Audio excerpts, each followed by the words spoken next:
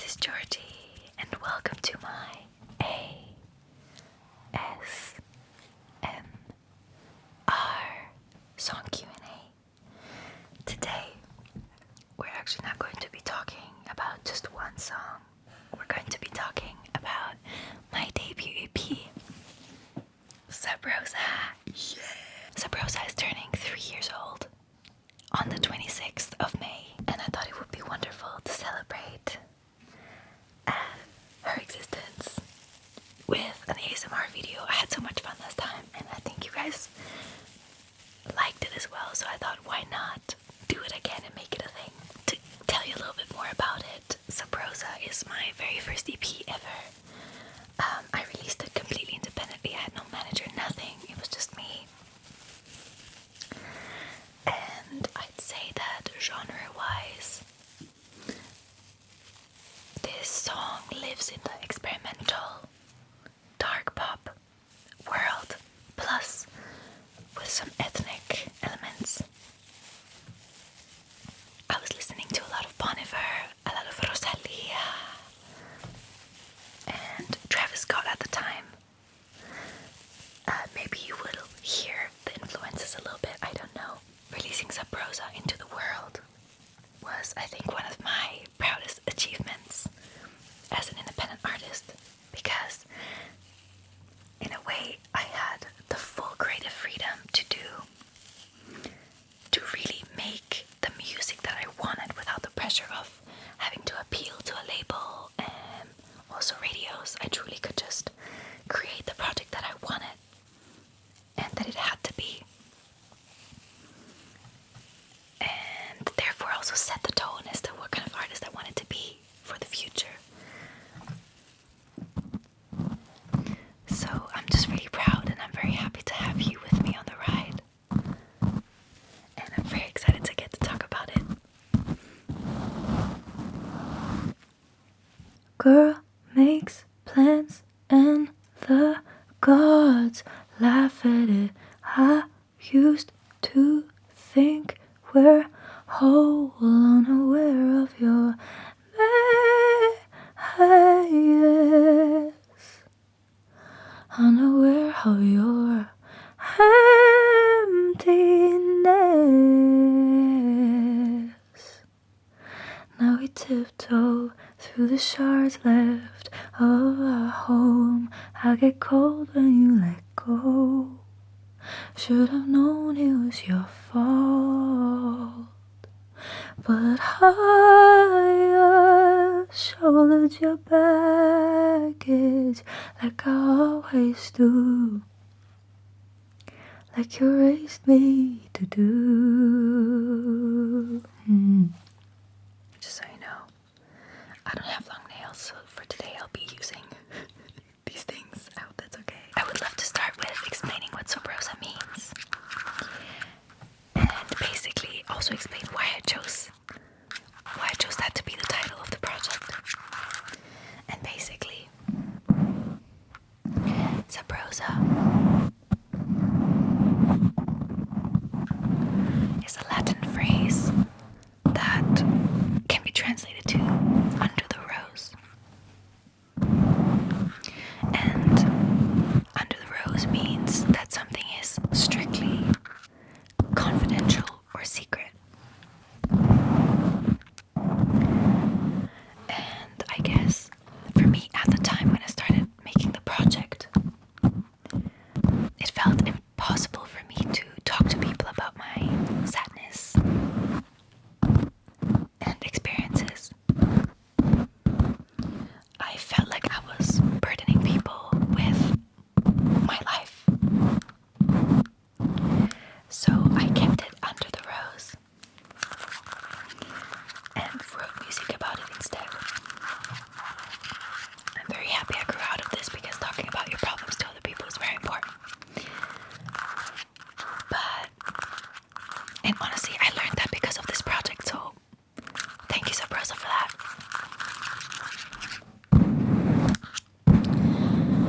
And I think the first song that I wrote for this project was literally the title track, Rosa.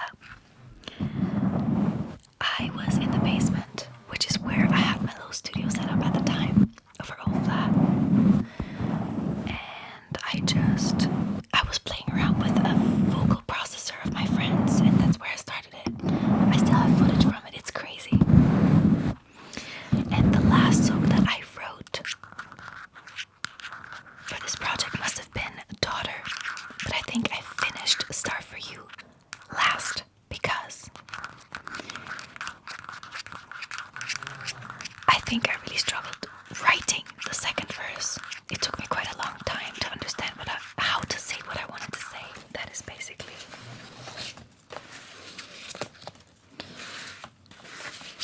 how it started. I realized that I had a project at hand for two reasons.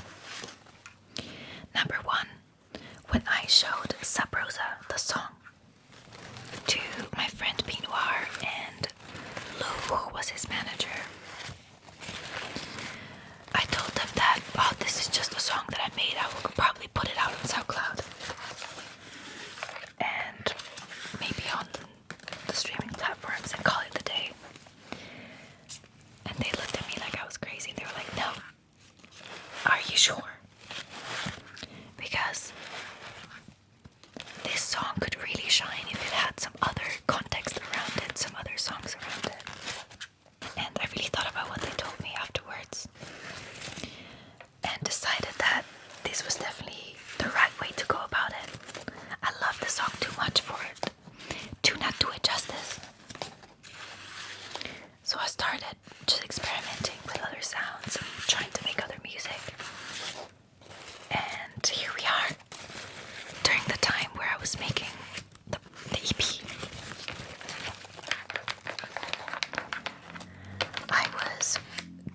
I was going to sessions to one of the uni counselors. I was very anxious, very homesick, and very, very, very dissociative. So I needed a little bit of help from a counselor. And during our sessions, I was really struggling to express how I actually felt in words, in emotional words, basically. So at some point, the counselor told me, okay, so what if you describe to me what you feel by using textures, or maybe a visual instead? And the moment she said that to me, my life changed, because not only did I start approaching how I expressed myself to other people with that, or at least to her, but I also started thinking about the possibilities of incorporating that into the way I produce music for this project. And I think it really worked out because on Rosa, I ended up using a lot of textures to tell the story, not only lyrics. And I think that was a very essential key moment for me in this project. And that's why I think there's two songs on the project that I find incredibly underrated, and I wish more people would listen to them or talk about them. And these are actually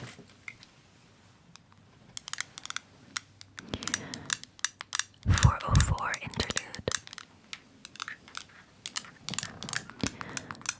and "Hermes Erosion." They're both songs that don't have any lyrics in them. I basically used the production and textures to tell my story. And I'm really proud of that because it's actually so much more difficult than maybe expected. 404 Interlude is a song that basically describes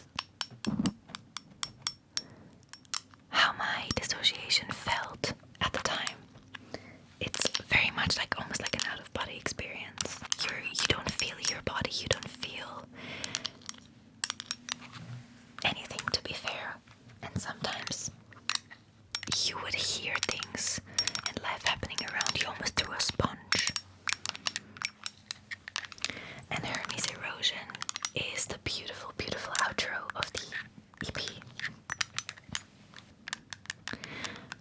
And it describes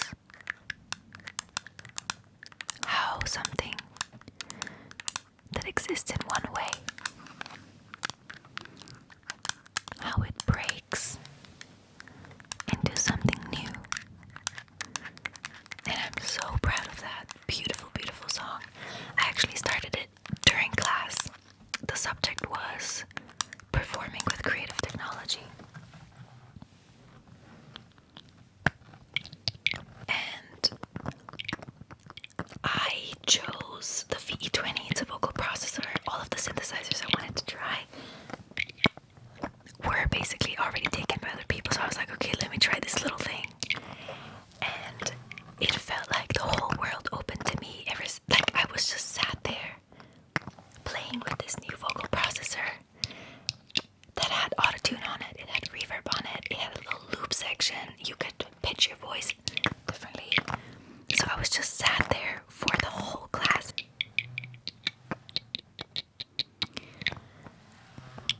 So yeah, it was such a magical little way of working on it. Also, when I then worked on it at home during, I think, was it Christmas or COVID? I don't remember, but I don't think COVID. It must have been before. My cat was with me in the room, and my face was swollen from a tooth surgery, and it was just a really special time. I wish more people would talk about it for sure. I think another song that really has a very, very special place in my heart is Mashallah, just because it took me a while to crack it. I was going to the studio religiously every single day. I was haunting that place. I should have paid rent. I was there that often. And I knew I wanted to make this song. I just didn't know how. And when I finally got there, oh my god, it was the most beautiful thing. I sampled my grandparents. All of them are in there. So anytime I hear it on stage or perform it, it feels like they're with me all the time. And also just the North Macedonian tapanades, like this big drum, we sampled that as well. It's such a very special song, so I have so much fun performing that one. There was actually one song that didn't make it into the project, which is really, really sad, because I know that actually my two best friends from London, who were my flatmates at the time, they loved it. It was called Hydra, and it was a very kind of horror movie score inspired beat. I remember showing this beat to my friend Talisa, and she got anxious in the studio booth. But it was so iconic. It had so much grit to it. But honestly, I tried and tried to finish it, but I just couldn't finish writing it. I couldn't really boil it down to what I was trying to say, and I think at some point I realized that conceptually it doesn't fit into Sub Rosa anyway, so I kind of just had to leave that idea for a bit. But I hope that one day I will get at least a beat of it into a horror movie or something. That would be incredible. It's a dream of mine. I think one big thing that I got asked is whether I regretted being so vulnerable in some of the songs, like Daughter or Honestly Star for You. And I'd like to say no, because first of all, this is my experience. This is my experience that I had. This was my ache to digest and my ache to grow out of. So even though, yes, it was scary to let people in on this process, I don't regret it. And I actually showed the people that I wrote about the songs anyway, and I didn't get any pushback. In a way, it actually started a very beautiful conversation, and I do think our relationship changed after that, so in a good way, of course. So I'm actually really happy with the vulnerability I got to show and live out. So it was, I think, a very nice thing I got to do for myself. myself and the people involved. Oh yeah, one of my favorite questions was actually, what was one of the stranger places a song idea came to me? And I have to say, actually the chorus melody of Guest List, that one actually came to me in a dream. But as a bass line, I thought that would be a bass line. The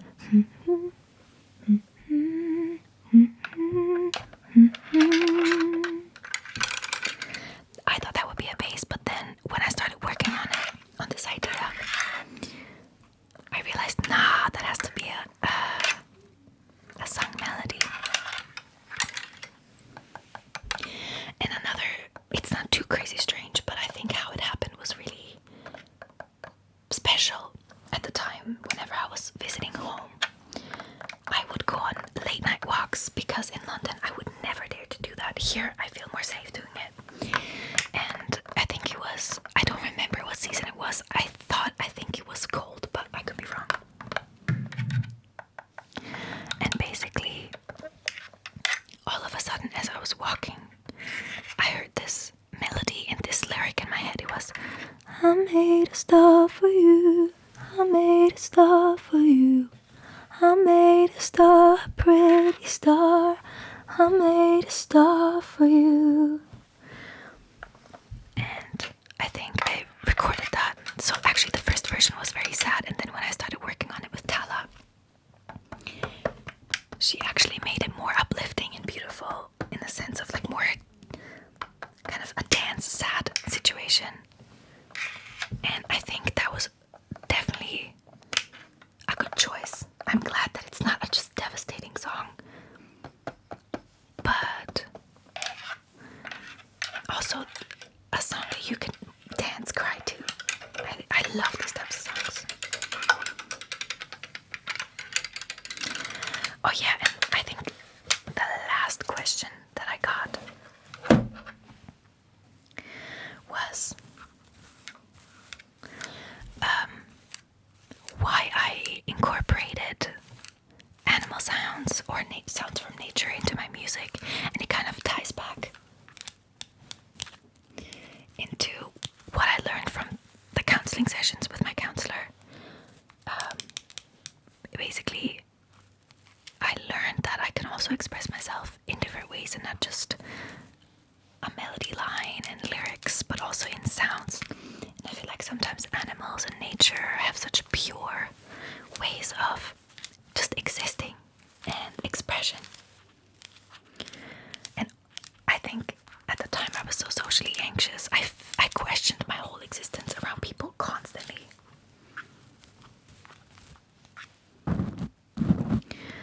And I think whenever I was alone, somewhere in a forest or just in a park even, I didn't question whether I fit in or not because I was just able to be. Because everything else around me was just existing as well in the way that it knew how to.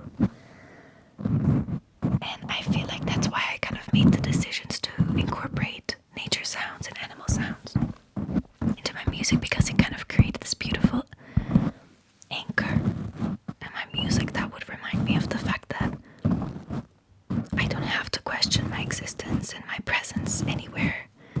It's okay to just be. I think I really needed that at the time. Alright, next, we're now getting into the conversation about the visual world of Sub Rosa. We had such a small budget. We truly were fighting for our lives, but I think we were able to create something so beautiful. I also had to be very inventive with how I then expanded the visual world of Sub Rosa by myself. So I had to teach myself a lot of things in a very, very short time span. So I had to teach myself Photoshop, editing, kind of like mixed media makeup, even though it was not easy at all. I think it took me literally a year to recover from the stress of having to do a lot of it myself. But I'm very grateful that I had to basically log in and teach myself loads of different programs and editing and how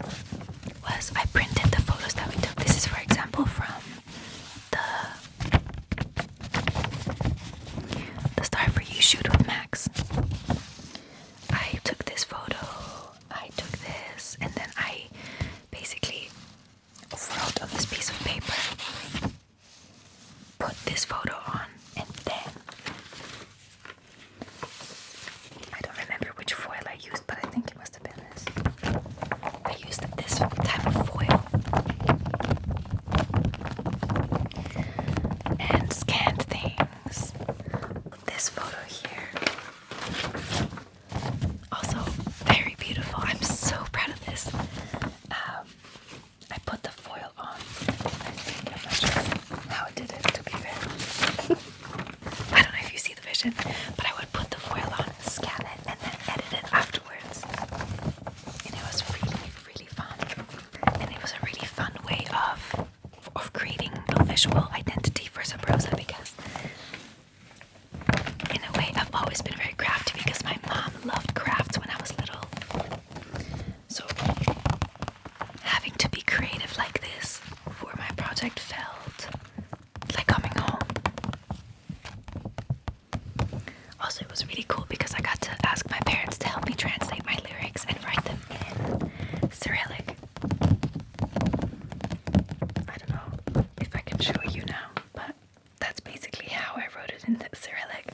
I really enjoyed that process. Look at this. Oh my God. Guys, when I tell you the water was so cold, we shot this at night. I was truly, at some point, it felt like I was not in my body anymore. I was watching myself move. But we got the shots. Look at this. Look at this. Yeah. I think one of my highlights from building the visual world for this project must have been my wearing the Nosia, which I actually have with me today. The Nosia is this beautiful traditional costume from North Macedonia. It's one of many, by the way.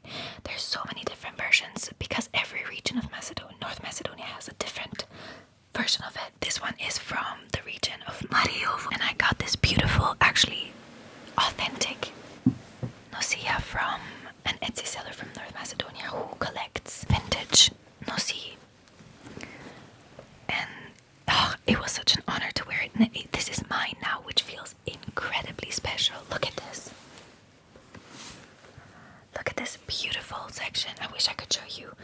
I'm just scared that I will get the whole setup out of balance, but it's so gorgeous. A lot of it is made out of linen, and wearing it made me feel so powerful. It felt like I was protected from any evil. I think there's such a beautiful history behind our Nosi. We also wear these huge belts, and I actually got to research some of the symbolic reasons behind traditional Nosi in North Macedonia, or the Balkans in general as well. And they're so beautiful, and I kind of want to make it a habit to dress myself in my own way according to the logic of and symbolism of Nosi. It's really cool. But yeah, so wearing this Nosia was very, very, very important to me because I think I mentioned it already in this video, but I was very homesick during this time, and I just wanted to I wanted to surround myself and work with elements from my culture that made me feel connected to my family and where I was from. So yeah, I incorporated the tapan in my music, the harmonies, and the vocals, and then also wearing the Nosia was a no-brainer to me, and I'm so happy I have it now. One question that I was asked about the visual world was whether there were some ideas that didn't work out or we had to scrap. And yes, I had so many different ideas for the visual world that were beyond out of my budget, so I had to kind of just work with what I had, and I'm not mad about it. I think it had to be the way it turned out to be. And there was one shoot that I had with Max that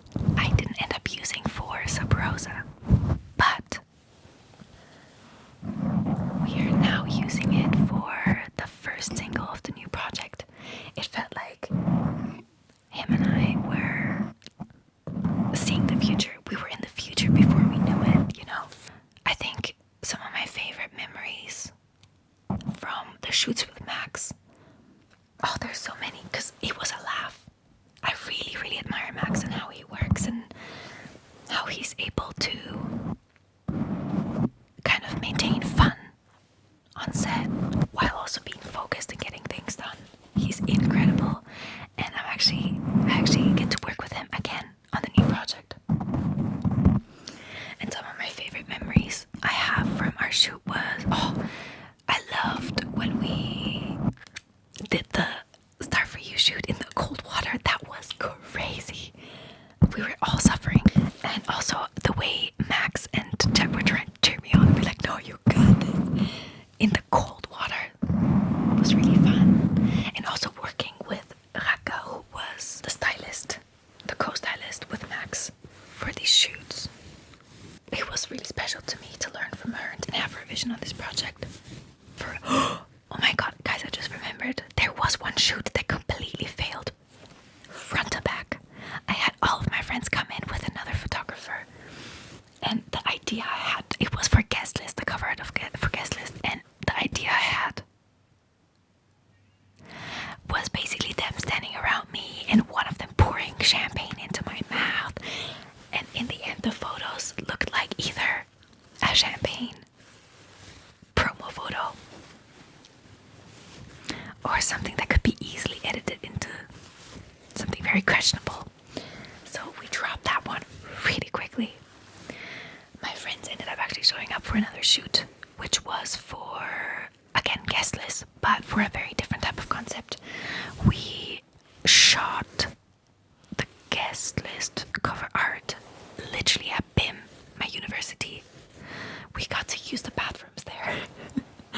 My friends showed up for me and we just filmed and shot photos on there, and it's perfect. It was so much better and conceptual than the first shoot. Oh my god, thinking about it, no wonder I forgot about it. It was so bad.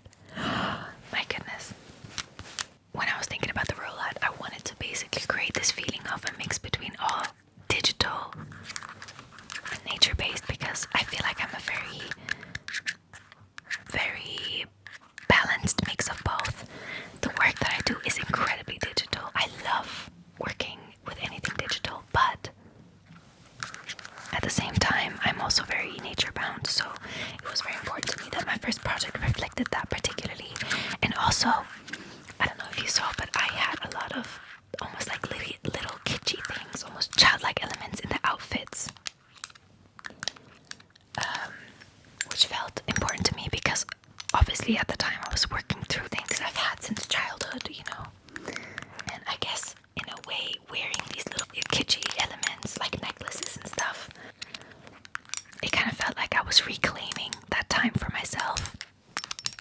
So that was really important for me. I think we have reached pretty much the end now, guys. I have 2 more questions that I would like to answer. Number 1, do I smoke? And my answer to that is no. I really don't smoke, but the reason why I chose to smoke a cigarette in the cover art of Sub Rosa was because basically it was me referencing an experience I had when I was younger and we went to visit my family in Macedonia in the summer. My mom would take me with her whenever she visited her friends, and they would all sit together in a circle and talk, and at the same time they would basically sew tutun, that's tobacco, and sometimes I would help them sew tobacco in like almost like a little necklace. And yeah, so I chose to kind of reference that by smoking a cigarette, because that feels like a more grown-up thing to do. So yeah, that's one thing. And the other question was, when was I ready to move on from Sub Rosa and start the new project? Well, actually the new project I already started writing while I was finishing up Sub Rosa.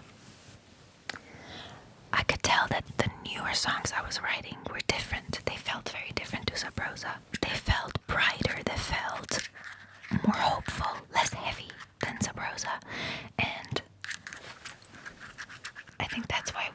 easy for me to know where I was going, because I felt, first of all, relieved that I still had stories in me and I still had things to say.